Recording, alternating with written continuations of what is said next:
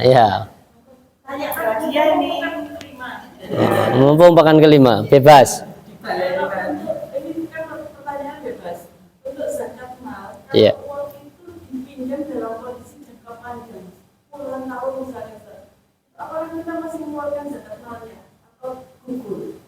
Ya, baik. Kita bahas sedikit zakat Didepositokan puluhan tahun. Jadi dipinjem. itu untuk sekian tahun gitu loh. Puluhan apa sekian puluhan? Kepo kan? Ya, semua sih kepo.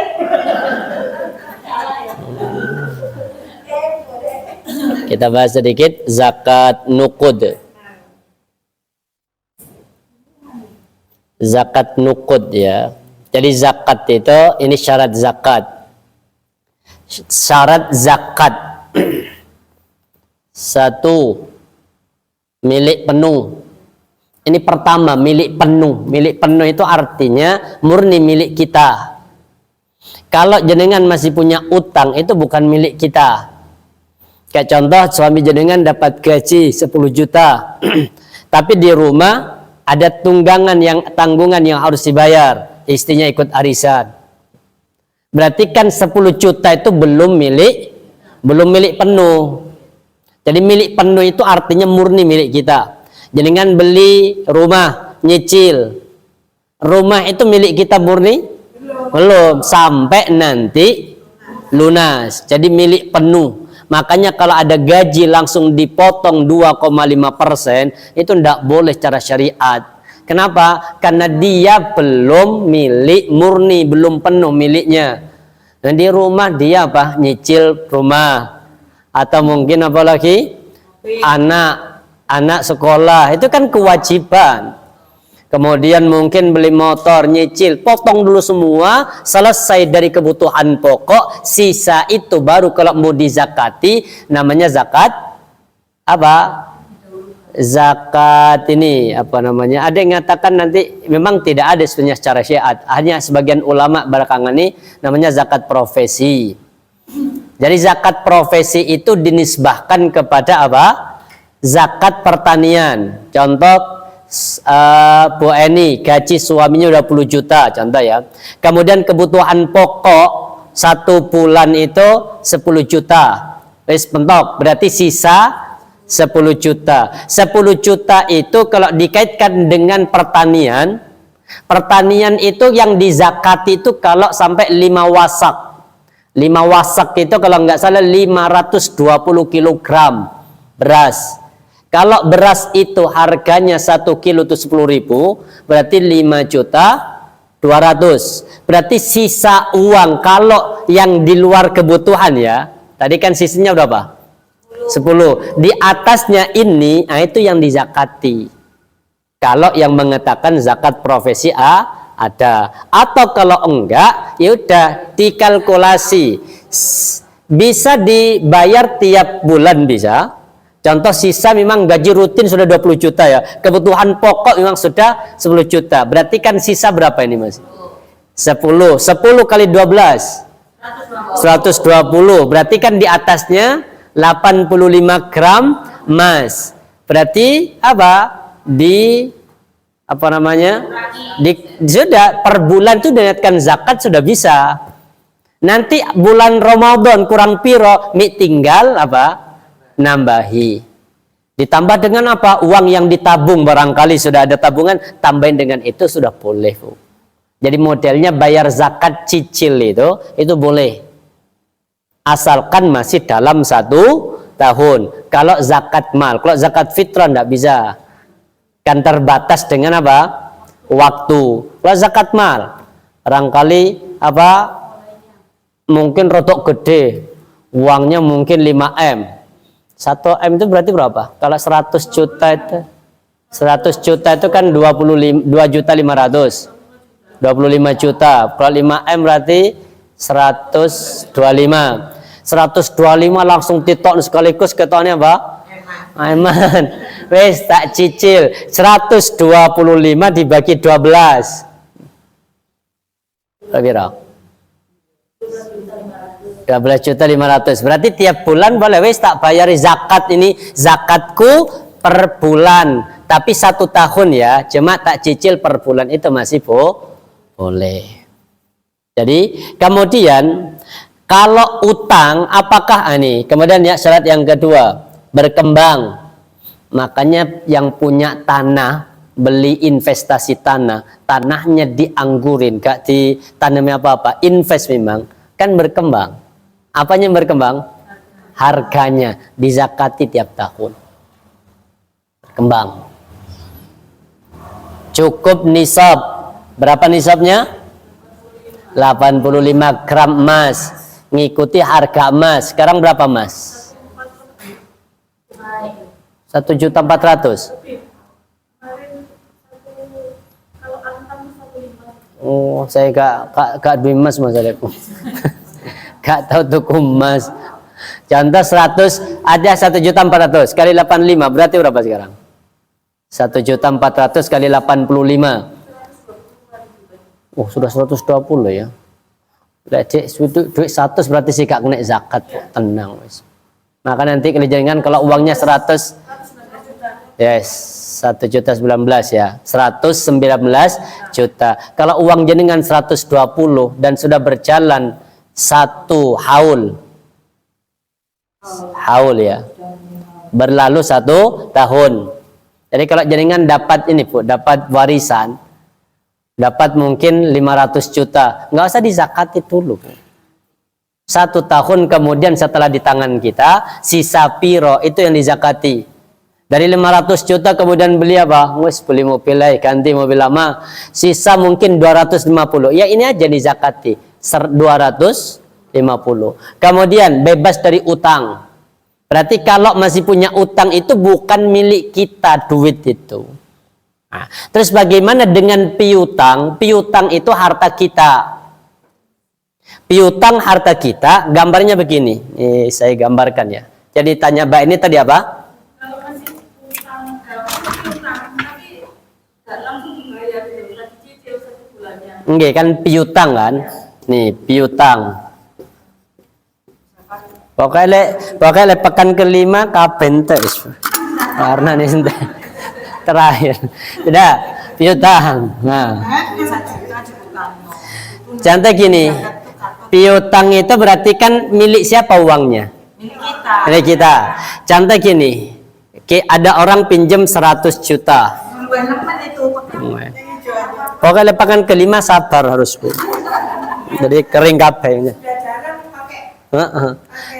100 juta.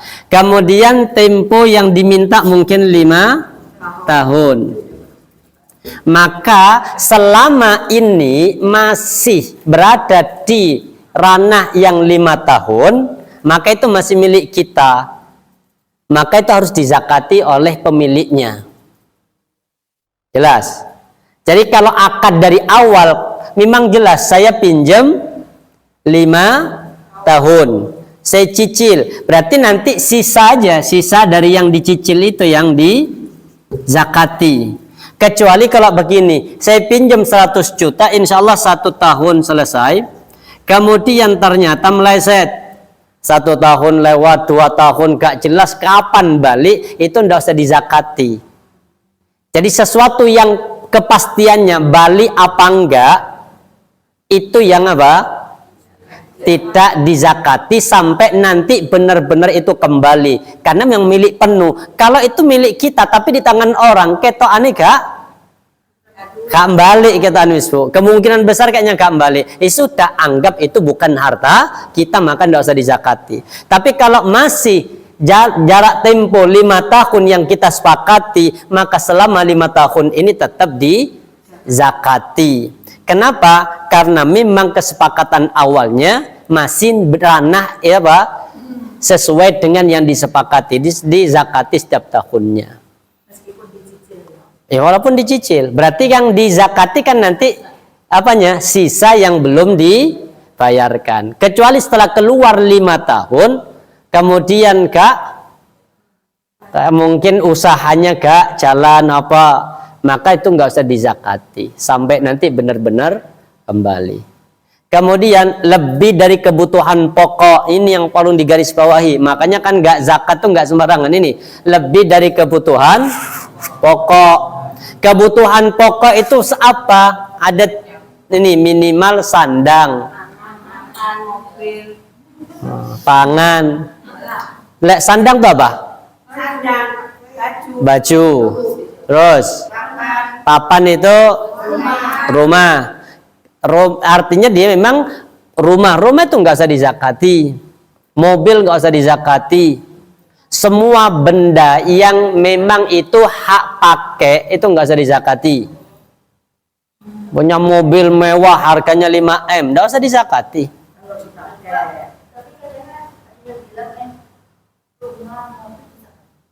Enggak. Laisa ini hadisnya.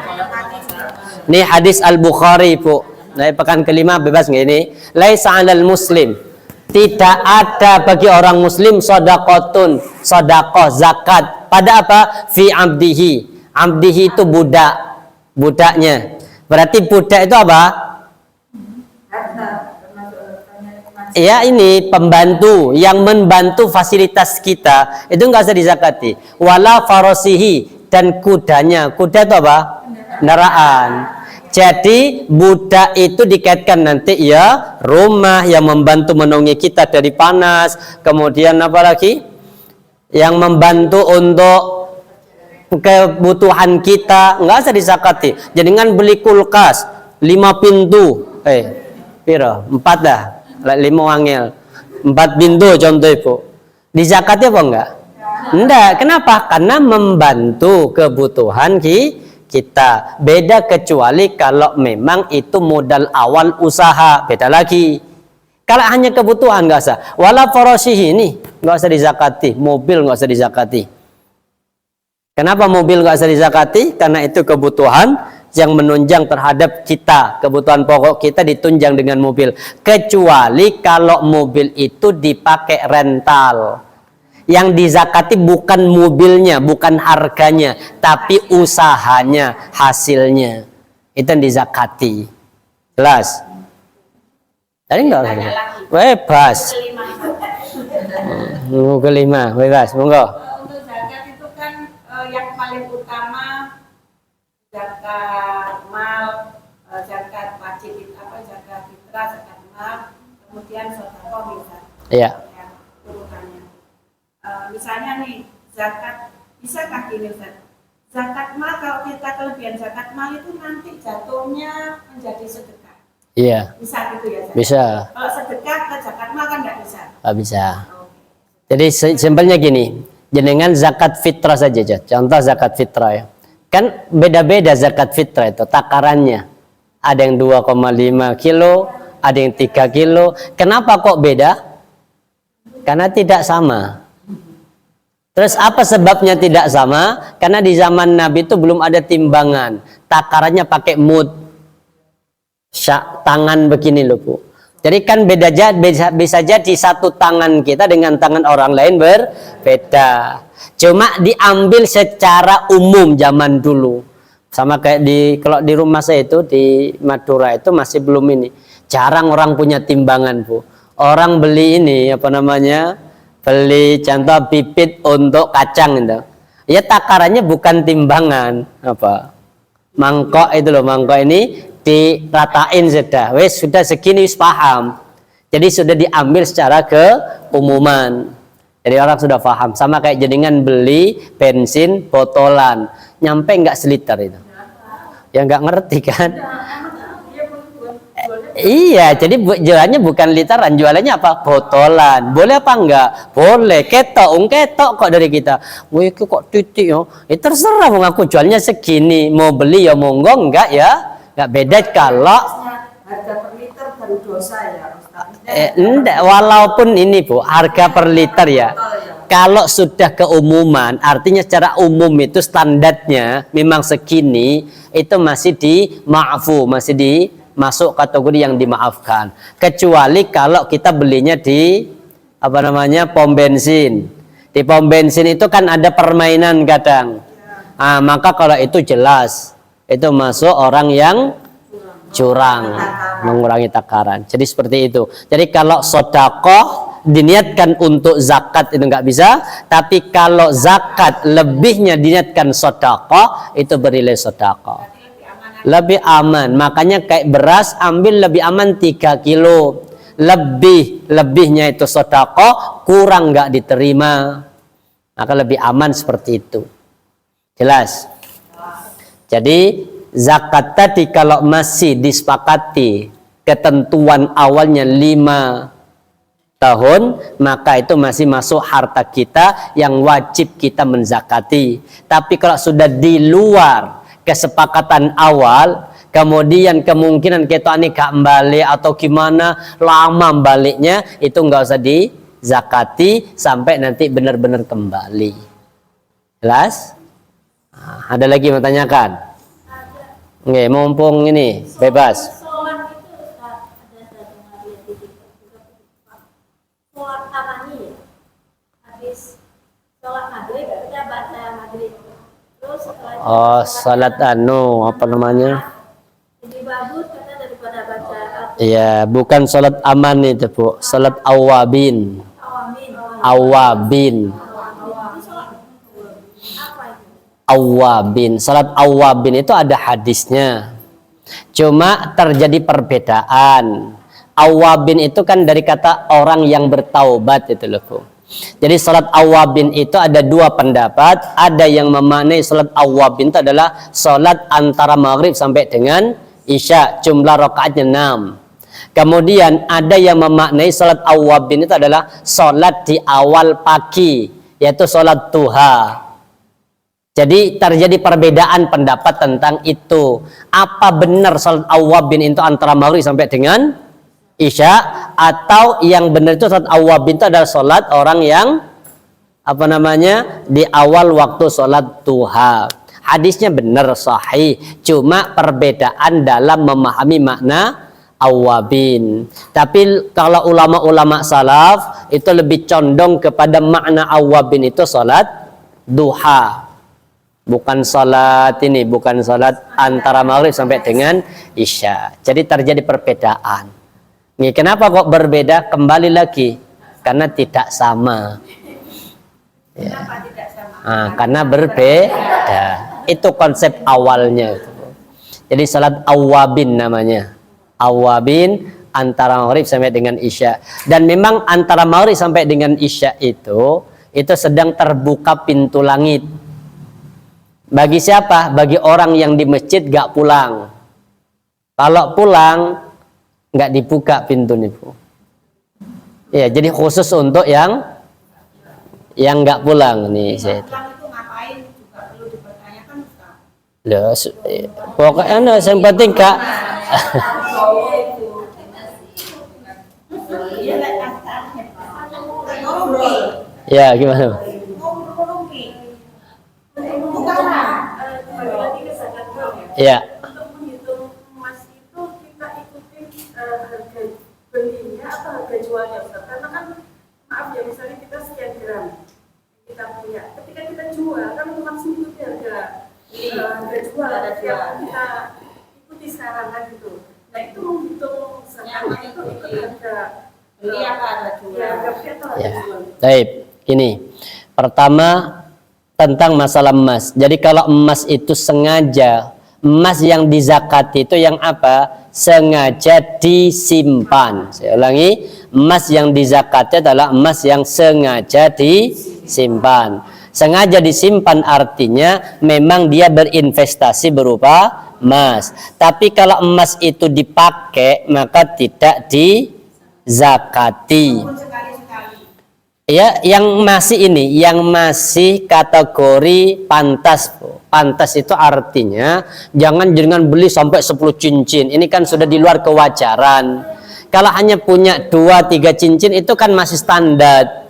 Dan murni bukan untuk apa? Invest. Kalau invest kan nggak dipakai, timbang dipakai, disimpan aja, pas mahal nanti dijual. Kalau dipakai ya sama dengan farosihi tadi. Apa fasilitas yang menunjang kepada kehidupan kita nggak dizakati. Terus kalau zakat emas ini zakat emas ya, namanya zakat nuqud. Zakat nuqud itu zakat kumpulan antara emas dan perak dan uang. Jadi zakat perhiasan emas dan perak dan uang dikenal dengan nuqud. Baik, zakat ini emas itu apa yang dizakati? Kalau memang kita nyimpan berupa emas, yang dizakati emasnya. Contoh jaringan punya beli emas antam itu 100 gram, berarti kan sudah di atas 85, maka dikeluarkan zakatnya berupa apa? Emas. Yang dikeluarkan cuma 100. Ya. 85 itu patokannya. Artinya kalau di atasnya ya KB total, kalau di bawahnya enggak kena. Maka yang dizakati apa? Berupa emas. Tapi kalau mau dikalkulasi dengan uang, artinya uangnya pakai emas, apa namanya, takarannya, maka apa? Dijumlah dengan apa? Harga jual, bukan harga beli. Sama kayak ini zakat perdagangan. Ada yang jadi pedagang. dagang emas. Ya. Ini zakat perdagangan, Bu. Mau dagang apa namanya? Bangunan, bahan bangunan, mau dagang apa namanya? Sembako, yang penting ini. Maka apa yang dizakati ini sedikit modalnya. Pertama, ada modal pribadi, ada modal utang. Modal itu pastikan di atas 85 gram dulu. Tadi 100 piro, 119. Contoh modal awal 150 juta, berarti sudah di atas nisab. Kemudian modal itu bisa jadi milik pribadi, bisa jadi milik utang. Dan utang itu biasanya dari modal itu kan dibayar setiap bulan. Kemudian dari modal itu dipakai apa? Ini beli fasilitas. Ya tadi mungkin usaha apa namanya? Toko bank, iya sembako. Kemudian dari sembako itu dari 150 juta bukan hanya beli sembako saja, mungkin beli motor, sepeda motor untuk apa? Untuk antar khusus ya. Memang sepeda motor ini bukan milik pribadi, memang diambil dari modal. Ini nanti dihitung, dizakati, karena masih bagian dari apa? Modal. Kemudian barang dagangan sama uang kas. Barang dagangan yang belum laku yang ada di toko kita bisa dihitung. Kemudian apa? Uang kas. Dari modal 150 dibeliin motor, mungkin ngambil yang jelek 10 juta karena untuk riwa-riwi. Kemudian 100 berapa? 130 buat modal, ini dagang 110 jutanya uang kas. Ini di total semuanya. Ketemu barangkali dalam 1 tahun sudah berhasil. Ketemu mungkin 200 juta. Sudah 200 juta. Potong apa? Ini kalau ada hutang. Hutang itu apa saja? Ini hutangnya mungkin bayar ini tadi. Ngurangi bayar modal sih, bayar. Kemudian kalau ada karyawan, bayari karyawannya. Terus apa lagi? Bayar pajak, kurangi dulu pajaknya. Mari pajak apa lagi banyak? Listrik, air, kurangi semua. Total dari 200 juta ketemu mungkin tinggal 180 juta. Sudah 180 juta itu yang dizakati. Terus apa barang yang dizakati ini, Bu? Fasilitas, kayak tadi fasilitas tadi. Harga awalnya 10 juta, karena wis dipakai otomatis naik apa turun? Turun. Kira-kira piro sih motor ini? Ya sedikit 7,5. Berarti yang dihitung itu apa? 7.500.000, 7,5-nya. Kemudian apa? Persediaan barang. Apa? Harga jual yang dihitung. Jadi harga jual. Kalau kulaannya mungkin beras 10.000, maka kita jual mungkin 12.000. Yang dihitung itu 12.000-nya.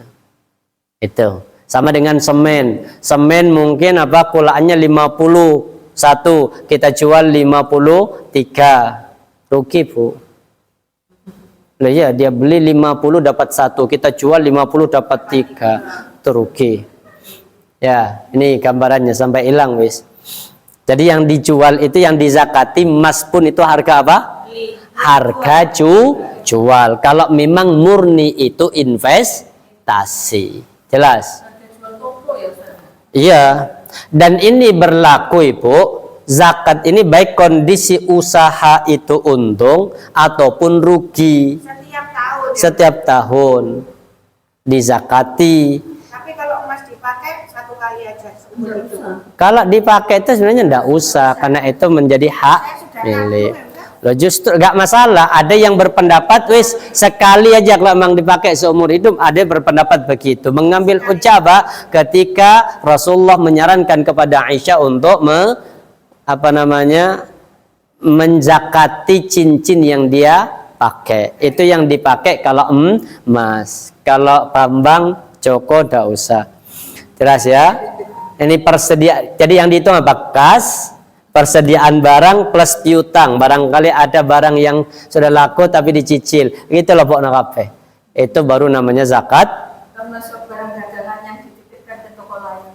Oh, terserah pokoknya dari modal itu. Dari modal yang pertama tadi.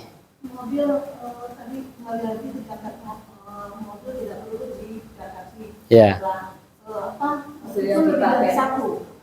Walaupun lebih dari satu. Karena kalau Jakarta kan benar-benar pasti lebih dari satu. Loh, nggak masalah Bu, mau punya mobil 5 Bu, selama dari awal tujuannya untuk menghindari ganjil genap itu contoh Bu, murni bukan karena mau diperjualbelikan. Kalau perjual beli beda lagi, nanti kena zakat kalau jual beli. Karena ada temen memang ya walaupun nggak showroom Ibu, dia beli nanti kalau Anda dijual. Jadi dia beli harga pasar bawah dapat ini jual. Jadi dia tidak paten. Maka kalau tidak paten itu bukan fasilitas namanya. Itu apa? Jual, beli. Masuk itu dizakati. Yang dizakati uangnya, Bu. Beda dengan ini. Iya. Maka yang dizakati kayak tadi, memang jual belinya berupa mobil kan, modal awal contoh 1 M, kemudian beli mobilnya sampai 2, 3, ya dari 1 M itu bisa jadi uang kasnya mungkin saat pas Ramadan tiba, walaupun bukan pas Ramadan ya, mengikuti 1 tahunnya, anggap saja paling gampang Ramadan. Pas Ramadan tiba, uang yang di tangan dari 1 M tadi 800 sama 1 mobil yang belum laku, maka 800 plus mobil itu di total dikeluarkan zakatnya. Jelas. Jadi yang dizakati itu barang yang sengaja disimpan, nilainya investasi, atau barang yang sengaja untuk diperjualbelikan. Jelas? Paham? Berarti kalau beli tanah perumahan, dia sudah punya rumah, tapi beli di situ, apa tujuan awalnya? Investasi. Kecuali kalau jenengan beli sawah, tak tukun pakai tanami, maka yang dizakati bukan bendanya ini, tapi apa? Tanamannya. Sama kayak orang perdagangan ini, kemudian tempatnya nyewa atau tempatnya bangun. Kalau itu nggak usah dizakati. Jelas? Nah, ada lagi tanyakan? Ya.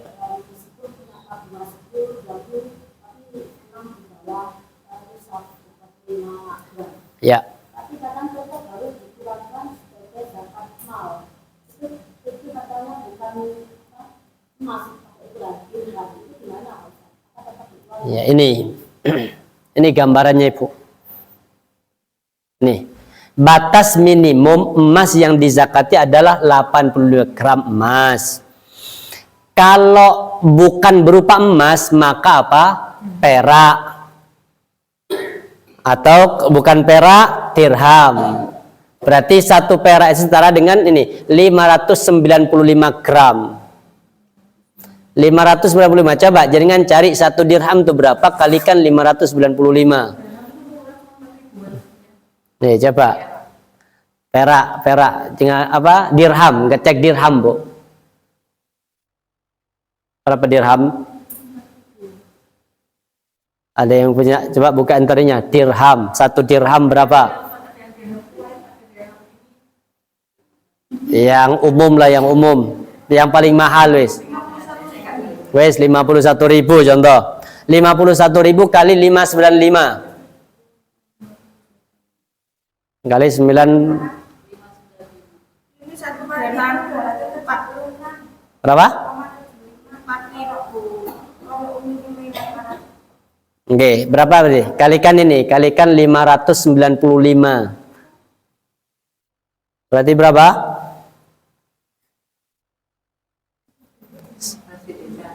Yang paling ini aja, paling Dirham Arab 5.000. ya wis dirham Arab lah, Arab maklum. Ini 2.300.080. Oke. Kalikan 500 berapa tadi? 595, 595. Ya. 2.500.000.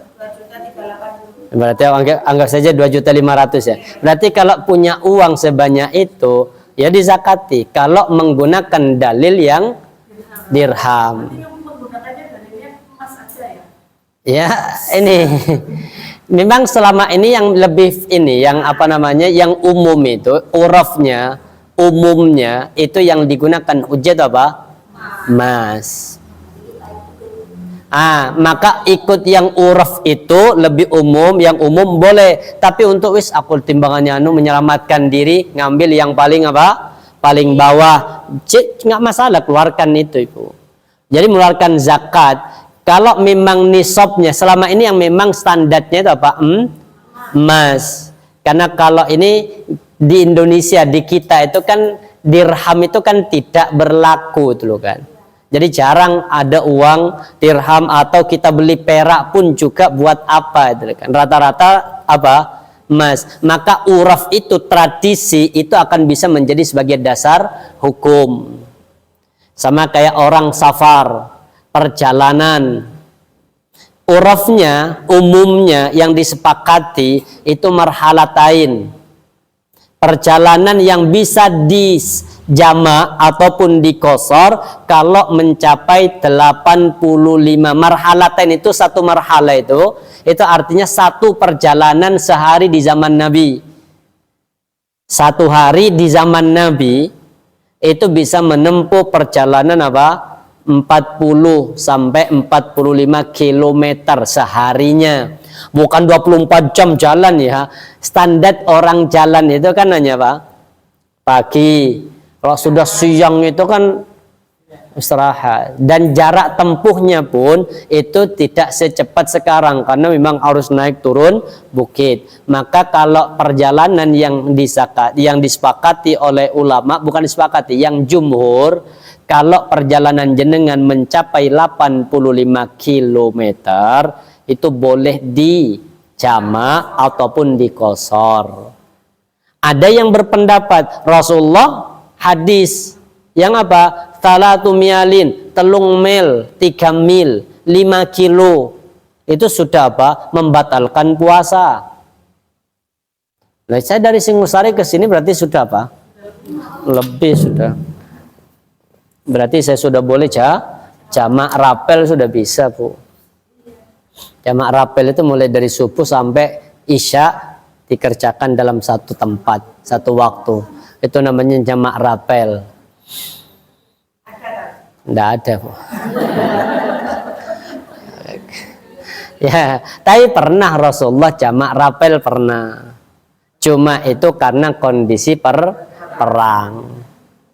Karena perang waktu itu kondisinya sepanjang hari itu di perang namanya perang Khandaq, itu satu hari penuh. Itu orang kafir itu melemparkan anak panah, kan gak bisa masuk ke kota Madinah. Yang sekarang menjadi masjid namanya Masjid Sab'ah, Masjid 7. Pernah kan ke Masjid Sab'ah? Itu tempatnya yang dibangun. Kenapa kok disebut Masjid Sab'ah? Karena dulu Nabi membentuk 7 pos untuk apa? Menghalangi perang namanya perang Khandaq, dan digali parit itu kan, parit. Maka menjadi Masjid Sab'ah. Kemudian apa? Hari itu sepanjang hari sahabat itu tersibukkan untuk menghalau peperangan. Sampai sadar setelah orang kafir Quraisy menghentikan serangannya, ternyata itu sudah Isya.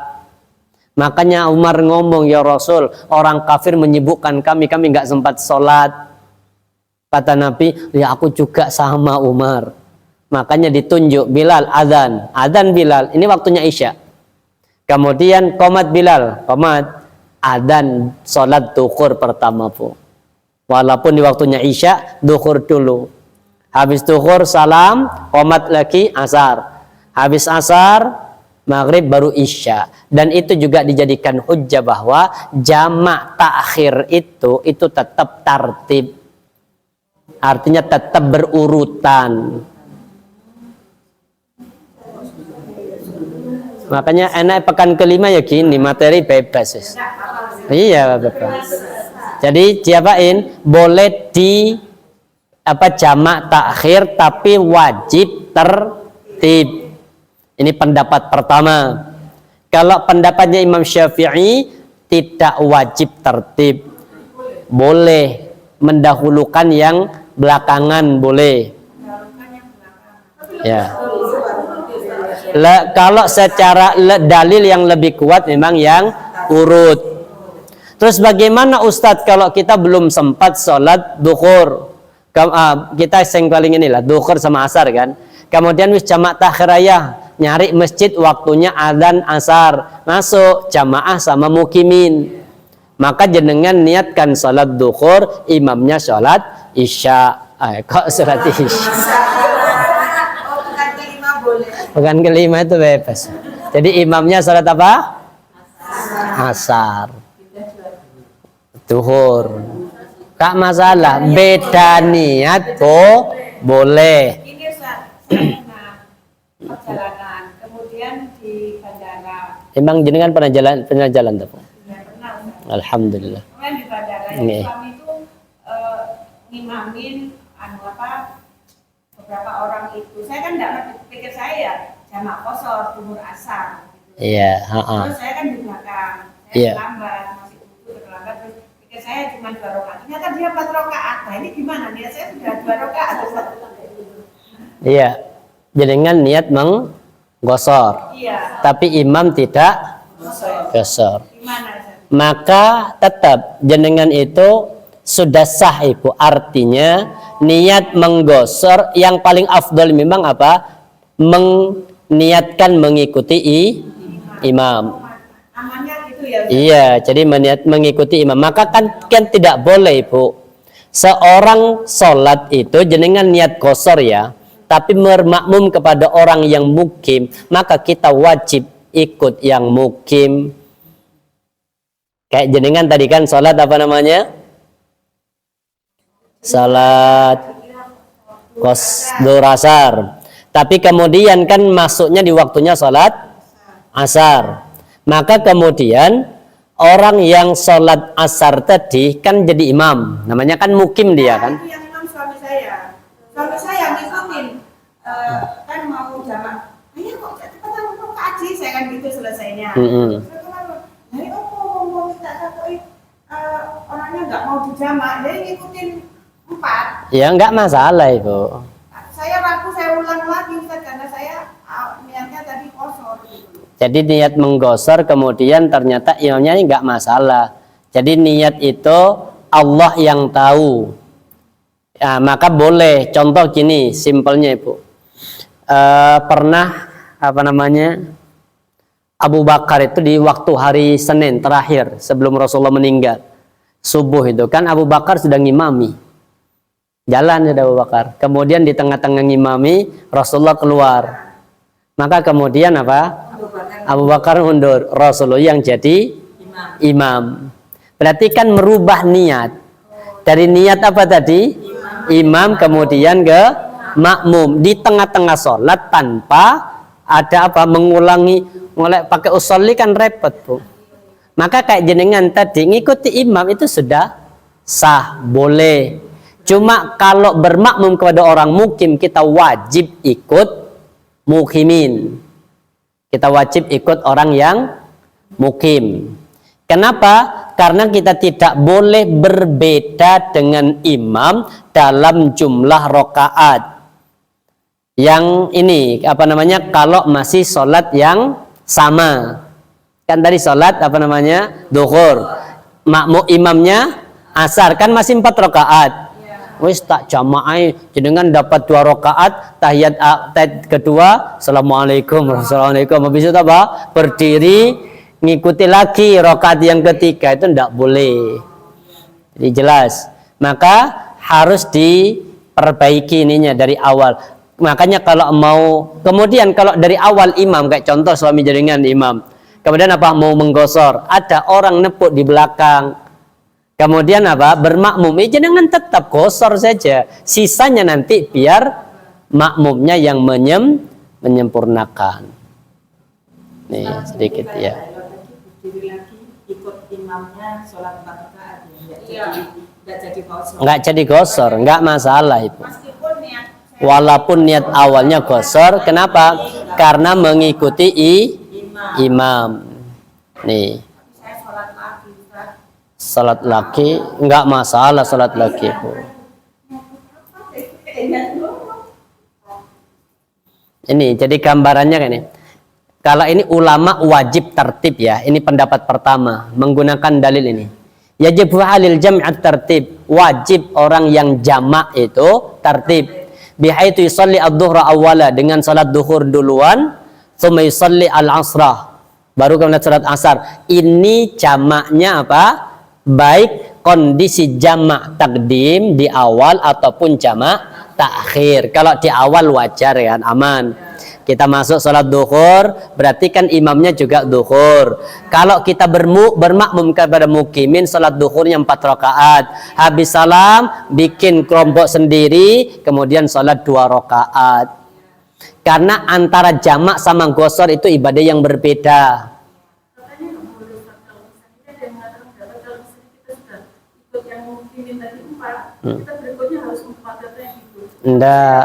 Pernah melakukan ya ikut 2 gitu kan. 2, karena yang nggak boleh itu kalau kita ikut mukimin itu artinya nggak boleh berbeda jumlah rakaat dengan imam, kecuali kalau memang sholat yang kita lakukan itu memang jumlahnya 3. Contoh ini kan sholat nih maghrib, jadi kan jamak takhir kan, waktunya isya, wis timbangannya golek masjid, waktunya imamnya sholat isya, kita makmum sholat apa? Maghrib dulu. Lah kan takhir, kenapa? Wajib tertib. Ini pendapat yang pertama, wajib tertib. Maghrib kita masuk ke sholat yang isya, sudah sholat, ini sudah sholat maghrib ibu. Berarti maghrib dulu, Kita kemudian langsung salam, mereka berdiri kita salam. Enggak, kita duduk tahiyat, baca tahiyat, nunggu bareng salamnya sama imam. gimana Ustaz? Saya ulangi, dengan sholat takhir kan, jamak takhir maghrib sama isya, kemudian masuk ke masjid ketika azan isya, belum sempat sholat maghrib, iqomah, sudah kita masuk untuk sholat maghrib dulu, sedangkan imam sholat isya, kita masuk gabung.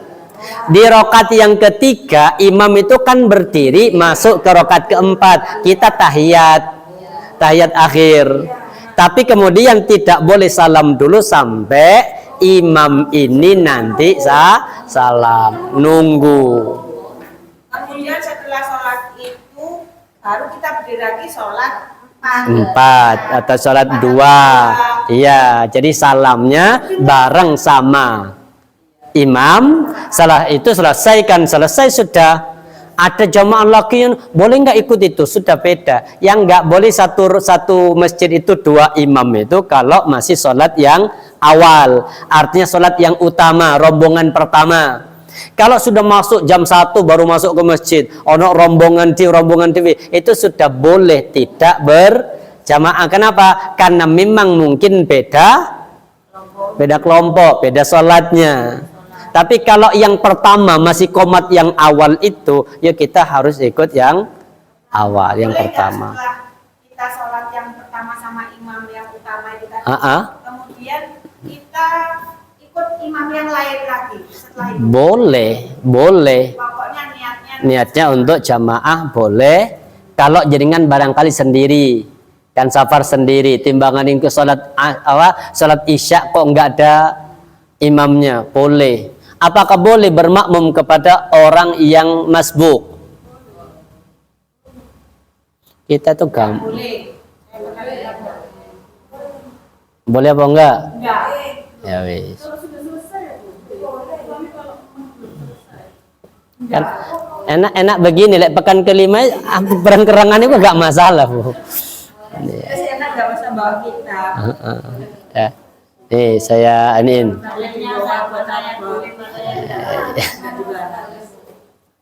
Saya tambahkan dulu dalilnya. Bermakmum pada makmum masbuk. Nih. Bermakmum pada makmum yang masbuk. Kan contoh ku elok safar. Kemudian masuk masjid, sudah masuk rokaat yang ketiga. Berarti kan salat isya atau salat duhur lah gampangnya. Ojo malam-malam lek safar, Bu. Ka api siang. Salat apa namanya? Duhur. Sudah imam 2 rakaat lagi kan selesai. Bu elok tinggal 2 kan. Salam. Imamnya Bu elok berdiri. Nambah sisa 2 rakaat. Pak ini datang nepuk. Boleh apa enggak? Nah, ini pendapat pertama. Tidak boleh, pendapat pertama. Saya pendapat pertama. Makanya pekan kelima bebas wis. Nih. Pendapat Imam.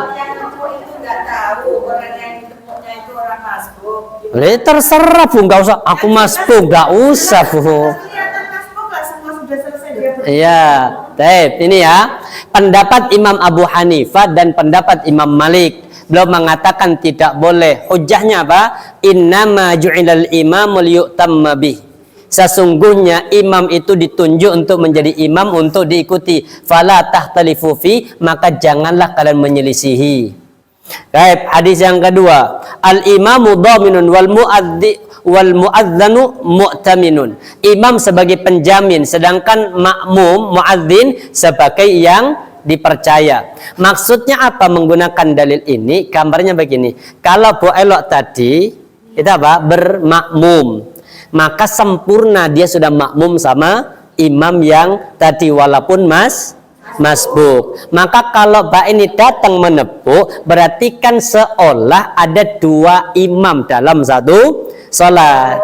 Maka harus diselesaikan, tidak boleh dia jadi imam. Itu dalil pertama, hujjahnya. Jadi pendapat mengatakan tidak boleh. Pendapat yang kedua, nih pendapatnya Syafi'i sama Hambali. Saya ikut ini. Faja'a Rasulullah sallam hatta jalasa bi'an yasari Abi Bakrin. Ini dalilnya, Ibu. Rasulullah tiba-tiba waktunya salat subuh datang, kaget Abu Bakar. Hatta jalasa 'inda yasari, sampai duduk di samping Yasar kiri ya Abu Bakar. Kemudian faqalat faqan Rasulullah yusalli bin nas jalisan. Rasulullah kemudian ngimami salat sambil duduk. Wa Abu Bakrin qa'iman, dan Abu Bakar berdiri. Yaqtadi Abu Bakrin bi salatin Nabi sallallahu alaihi wasallam. Sambil apa? Abu Bakar mengikuti salatnya Nabi Muhammad. Wa yaqtadin nasu bi salati Abu Bakrin, dan orang-orang salat dengan salatnya Abu Bakar. Kan awalnya imamnya siapa? Abu Bakar. Karena memang Nabi masih sakit ya. Kan Rasulullah 3 hari tidak keluar masjid, tidak ngimami karena kondisi sakit yang sampai mengantar kepada kematian. Hari Senin 12 Rabiul Awal sudah biasa, seperti biasa Abu Bakar sudah datang iqamah, salat sudah, Bu. Di tengah-tengah salat belum 1 rakaat ya, masih berdiri. Kemudian apa? Rasul datang. Karena Nabi datang, maka Abu Bakar memberikan isyarat, mundur beliau. Rasulullah di samping kirinya itu apa? Ngimami. Dan Abu Bakar menjadi makmum dari Rasul, sedangkan makmum di belakang ngikuti Abu Bakar gerakannya. Karena kalau harus ngikuti Nabi, itu duduk. Karena memang dari awal sholatnya berdiri. Rasul kan sakit, iya karena sakit kan. Makanya kalau jenengan punya suami sakit, ngimami dari awal duduk, maka jenengan sholatnya juga duduk. Kecuali kalau dari awal sudah berdiri gini, Allahu Akbar, kemudian sudah mau ruku, Allahu Akbar, duduk.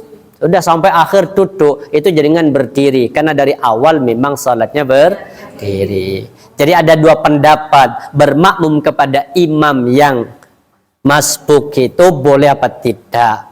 Maka pendapat yang pertama mengatakan tidak boleh, pendapat yang kedua mengatakan boleh. Mana yang lebih kuat? Yang lebih kuat itu berarti yang mengalahkan yang lebih lemah itu, Bu. Terserah wismu, ini kan terserah jenengan wis, oleh wis, itu tidak boleh. Solusi gimana? Kalau memang ini ya, kalau memang tidak ada lagi, silahkan bermakmum kepada yang masbuk. Tapi kalau masih ada orang baru, si wudu, lebih baik nunggu itu bikin grup sendiri, menyelisihi menghindari perbedaan pendapat. Jelas ya. Kemudian ditanya lagi, sholat sendiri belakang imam yuk nopo?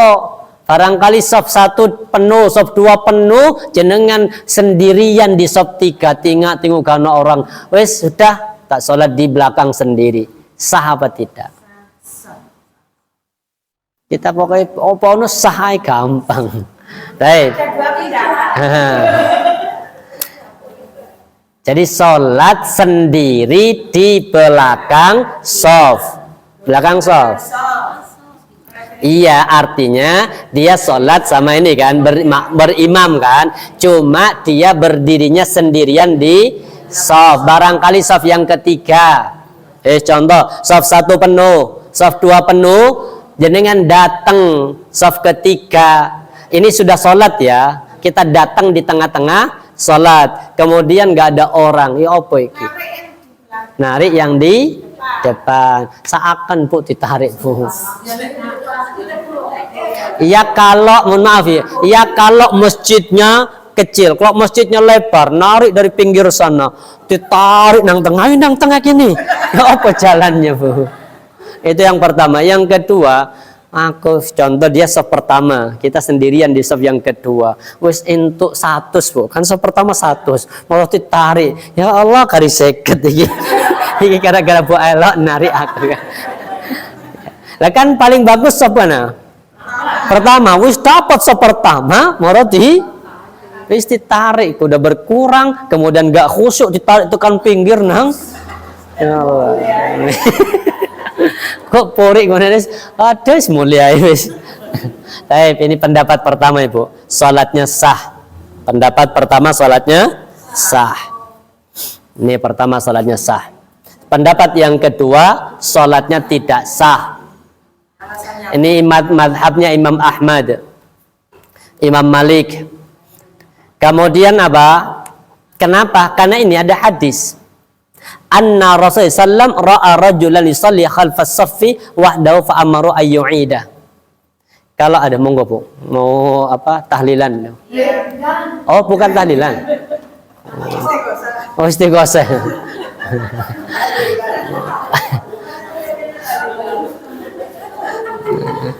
Sudah. Monggo Bun, hati-hati. Jangan lupa bungkusannya.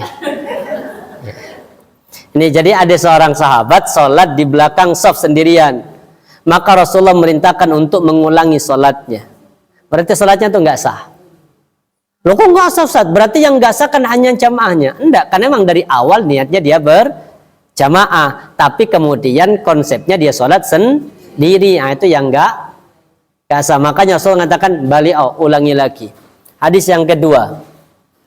Sama. Kami berangkat hingga akhirnya sampai di hadapan Nabi. Kemudian kami membaiat dan salat di belakangnya. Setelah itu kami mengerjakan salat yang lain di belakang beliau.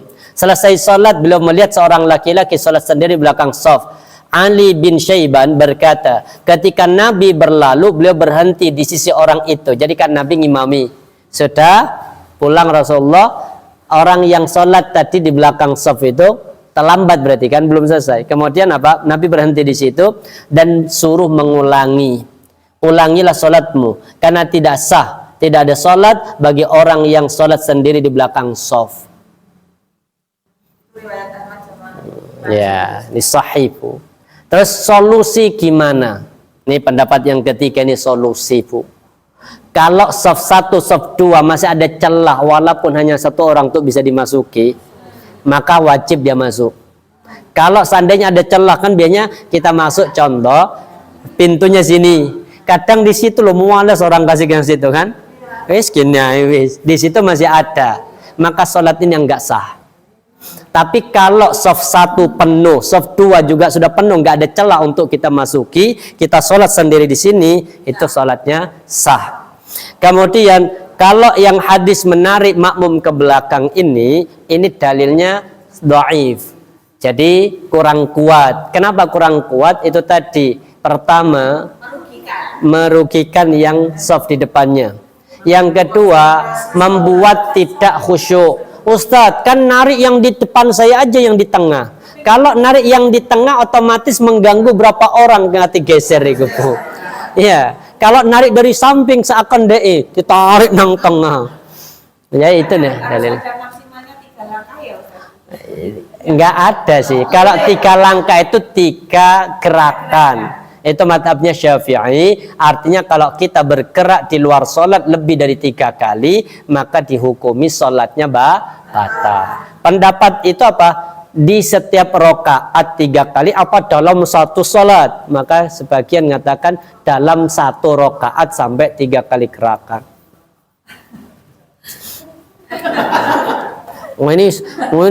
Maka ini sudah enggak khusyuk. Kenapa? Ya, kalau pendapat yang lain mengatakan sah, Ibu, tetap sah tapi tidak khusyuk. Karena khusyuk itu salah satu definisi khusyuk itu apa? Tenangnya anggota badan. Jelas. Kemudian yang masuk ke masjid nggak dapat imam, tiba-tiba ada orang yang sedang sholat sendiri. Kita jadi tunjuk nepuk tiba-tiba sholat sunnah. Salat dus, aku salat sunnah ini sama Bu. Yang banyak kan begini kan? Iya. Jaringan salat terlambat, rakaat apa? Imam pertama kan buyar selesai sudah. Kita tolak-tolak ada orang salat di situ, wis kita tepuk. Kemudian aku salat sunnah coba belum aku. Dah. Ada yang ngasih tanda. Baik, ini bermakmum kepada orang yang sholat sunnah, sholatnya sah, dan kemudian apa? Jamaahnya dianggap sah berjamaah. Dalilnya apa? Ini kita lihat keterangannya Imam Asy-Syirazi. Ini bukan dalil ya, baru nanti hadisnya kita akan tampilkan. Wa yajuzu ayyatamul muftaridu bin mutanaffil. Boleh orang itu bermakmum, ya ta'ammu, makmum atau berimam al-muftarid kepada orang yang salat wajib bil mutanaffil terhadap orang yang salat sunnah. Jadi boleh orang yang salat wajib berimam kepada orang yang salat sunnah. Wal muftaridu bil muftaridin fi salatin ukhra, dan boleh salat wajib bermakmum kepada orang yang salat wajib di salat yang berbeda. Kayak tadi jamak takhir, jenengan sholat duhur, imamnya sholat asar, kan sama-sama wajib. Niatnya yang di belakang kita sholat duhur, imamnya sholat asar, itu boleh. Lamma ra'a Jabir, ini dalilnya yang dipakai apa ini? Lamma ra'a Jabir bin Abdullah radhiyallahu anhu Mu'adhan radhiyallahu anhu kana yusalli ma'a Rasulullah. Suatu ketika Jabir bin Abdullah melihat, siapa yang dilihat? Mu'adz bin Jabal radhiyallahu anhu itu apa? Yusalli ma'a Rasulillah, salat bersama dengan Nabi al-Isya al-akhirah, salat Isya bersama dengan Nabi di Masjid Nabawi. Sudah salat Isya mari Bu. Tsumma ya'ti qaumahu fi Bani Salamah atau Salimah. Kemudian dia pulang ke kaumnya, ke kampungnya di Bani Salimah. Ternyata di Bani Salimah turun qomat. Jadi ini sudah sholat sama kayak jenengan apa? Suami jenengan sholat asar di masjid sudah, kemudian sampai rumah, Mas, aku imam Mas, terus mari di masjid masuk salat ping pindho. Jenengan pakai dalil ini. Nah, boleh apa? Yusalli bihim, maka dia ngimami. Kalau pertama jadi makmum bersama dengan Nabi karena imamnya Rasulullah, yang kedua dia imam. Tatawwu'un, maka salat yang kedua bernilai apa? Sunnah. Salat yang pertama sama Nabi bernilai wajib. Maka berarti kan salat sunnahnya walahum faridatul isya, sedangkan yang di belakangnya salat isya. Jelas. Jadi bermakmum kepada imam. Sholat apa itu siswa? Apanya? Nah, kan dinilai Ya tetap sunnah, salat isya. kan dinilai sunnah. Tapi Tetap niatnya- salat isya, tapi pahalanya bernilai sunnah. niatnya tetap sholat isya. Iya. Kalau misalnya gini, Ustaz, misalnya suami di masjid tadi nggak ngambil badiah, tapi langsung pulang badiah ngimani Enggak masalah, tapi tetap 2 rakaat. nambah dua kan ya. Nah, istrinya nambah 2, boleh begitu, atau boleh tetap wis seakan cangkepi sudah. Jadi ini boleh, Bu. Jadi menggunakan dalil ini, Bu, boleh. Rumit ya. Ya, enggak rumit sih, ya. Untuk sholat imam perempuan itu sejajar atau satu langkah aja ya? Sejajar. Iya. Pokok satu langkah. Sejajar itu. Sejajar ya. Kenapa? Karena memang sebenarnya kan tidak ada imamah bagi perempuan kan. Tapi kalau sudah berkumpul khusus untuk perempuan, maka sholatnya memang lebih afdal imamah. Artinya ada imam. Tapi imam, makanya sholatnya laki sama perempuan itu berbeda. Salah satunya di masalah imamah itu. Kalau perempuan apa? Sholatnya di tengah, imamnya di tengah. Yang kedua, kalau perempuan salah ditepui. Ure salah itu. Bukan gitu, Pak. Apa? Kasih kode. Kalau laki apa? Subhanallah. Jadi di tengah, tidak sama maju. Karena dia bukan imam sebenarnya. Berdua itu posisi kanan atau kiri? Kalau makmum itu di sebelah kanannya imam. Imamnya kanan, imamnya kiri. Kan ini kita salat sendiri kan. Ini imam. Kemudian sendirian kan. Datang orang. Ada mana itu? Lihat sana, Bu. Nih, datang orang. Maka di sini nanti jangan buka di kitab Bulughul Maram itu ada. Pernah Rasulullah salat sendiri, datang orang di belakangnya, di sampingnya. Pas di samping gini, Rasulullah mendiamkan. Datang lagi orang kedua di samping kirinya. Rasulullah kemudian tangannya memindahkan, disuruh ke belakang. Jadi kalau sudah 2 itu nggak boleh di samping-samping, tapi harus sudah di belakang. Jadi dimulai dari sebelah kanan. Makanya yang paling bagus memang sebelah kanan. Kalau kita mau berdiri, artinya kalau belakangnya imam itu memang wakil imam. Wakil imam. Kalau di Masjid An-Nur Jagalan itu, pas di belakangnya imam itu mesti dikosongi. Itu mesti tempatnya ini mertuanya Ustaz Hadromi. Beliau wakil imam. Jadi kalau nanti imamnya itu udzur, jadi ini yang maju. Kalau nanti imamnya juga bacaannya lupa, yang wajib yang ini. Karena kalau kabeh teriak, makmum tambah bingung di sini. Iya. Jadi jangan kemudian membuat sholat itu jadi rame. Apalagi yang dibaca wis apal kabeh, cuma lali, Bu. Contoh mungkin qul ya ayyuhal kafirun, muter gak ketemu jalan keluarnya kan. Nah, maka yang punya kewajiban ngingat itu yang ini aja, yang di belakang itu. Makanya kalau sholat di Masjidil Haram itu kan mesti wakil imam itu satu orang mesti itu yang ini. Kalau nanti batal imamnya dia yang maju, imamnya lupa dia yang ingatkan.